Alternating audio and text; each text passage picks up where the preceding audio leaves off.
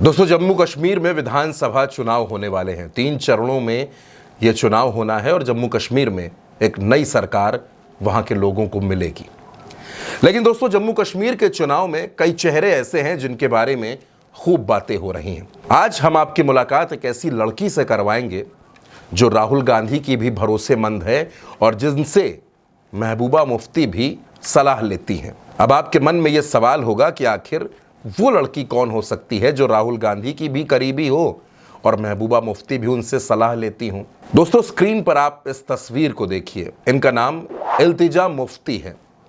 अब आप समझ गए होंगे दोस्तों, इल्तिजा मुफ्ती महबूबा मुफ्ती की बेटी हैं और जम्मू कश्मीर का एक मजबूत चेहरा है, लोकतंत्र की मजबूत आवाज़ है। महबूबा मुफ्ती की राजनीतिक सलाहकार, मीडिया सलाहकार इल्तिजा मुफ्ती ही हैं। जम्मू कश्मीर में होने वाले चुनाव में अनंतनाग ज़िले की बसबेहड़ा सीट, जो मुफ्ती परिवार की परंपरागत सीट है, इस सीट को उनके लिए सेफ सीट माना जाता है। यहाँ से इल्तिजा मुफ्ती विधानसभा का चुनाव लड़ रही हैं।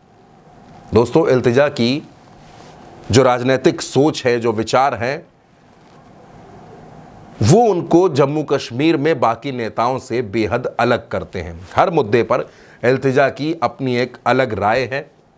लोगों की समस्या उठाना, लोगों से मिलना, लोगों के लिए, उनके इंसाफ के लिए उनकी जंग को लड़ना, ये इल्तिजा हमेशा करती रही हैं। यहाँ पे जो एलजी एडमिनिस्ट्रेशन है वो एक पार्क कंस्ट्रक्ट करना चाहती है, लेकिन इस पार्क को कंस्ट्रक्ट करने के लिए वहाँ पे जो कुछ लगभग 80 वॉलनट अखरोट के पेड़ हैं और मलबरी के पेड़ हैं, वो अब they want to chop them down, they want to fell these trees.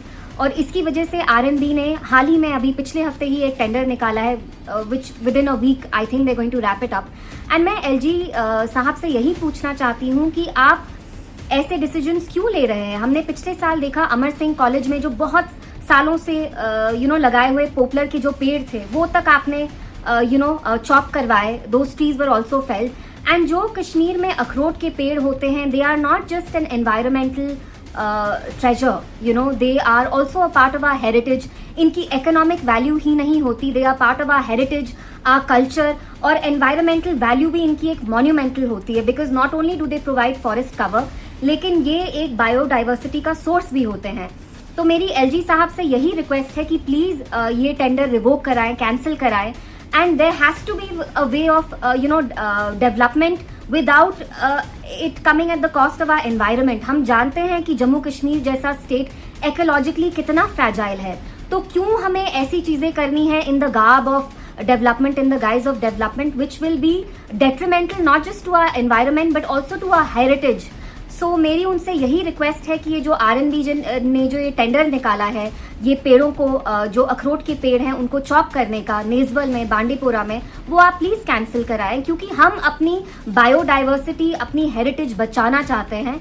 तो please reconsider this decision, it is a humble request. मैं आपको इल्तिजा के बारे में और कुछ बातें भी बता देता हूँ। दोस्तों, दरअसल इल्तिजा ने दिल्ली विश्वविद्यालय से पॉलिटिकल साइंस की पढ़ाई की। इसके बाद वो यूके चली गई पढ़ाई करने के लिए और उन्होंने इंटरनेशनल रिलेशंस में मास्टर्स की डिग्री हासिल की, यानी विदेश से पढ़ाई करके लौटी इल्तिजा अब जम्मू कश्मीर में राजनीतिक तौर पर खुद को मजबूत कर रही हैं। तमाम पत्रकारों ने इल्तिजा से खूब सवाल पूछे। इल्तिजा बड़े सधे हुए अंदाज में उनका जवाब देती हैं। दरअसल जम्मू कश्मीर में आने वाली जो राजनीति है, जो चुनाव हो रहा है, इसमें कई चेहरे इस बार पहली बार चुनाव लड़ रहे हैं, बिल्कुल नए हैं और राजनीतिक तौर पर अपने आप को मजबूत कर रहे हैं। जम्मू कश्मीर में इल्तिजा मुफ्ती हर मसले पर, चाहे वो 370 का मसला रहा हो, जम्मू कश्मीर की समस्याओं का मसला रहा हो, हर मसले पर इल्तिजा ने हमेशा खुलकर अपनी राय रखी है और आज भी वो लोगों से कुछ इसी अंदाज में मिलती हैं। राहुल गांधी की भारत जोड़ो यात्रा में भी महबूबा मुफ्ती के साथ इल्तिजा मुफ्ती नजर आई थी। वो राहुल गांधी के साथ पैदल चलते हुए लोगों को दिखी थी। दरअसल जम्मू कश्मीर में कांग्रेस और महबूबा मुफ्ती की पार्टी के गठबंधन के कयास थे, लेकिन कांग्रेस का अलायंस उमर अब्दुल्ला की पार्टी के साथ हुआ है।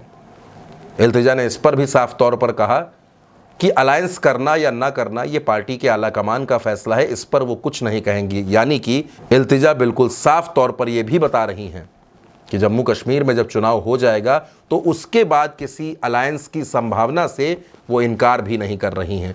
यानी दरअसल दोस्तों वो बिल्कुल एक मंझे हुए खिलाड़ी की तरह बात कर रही हैं।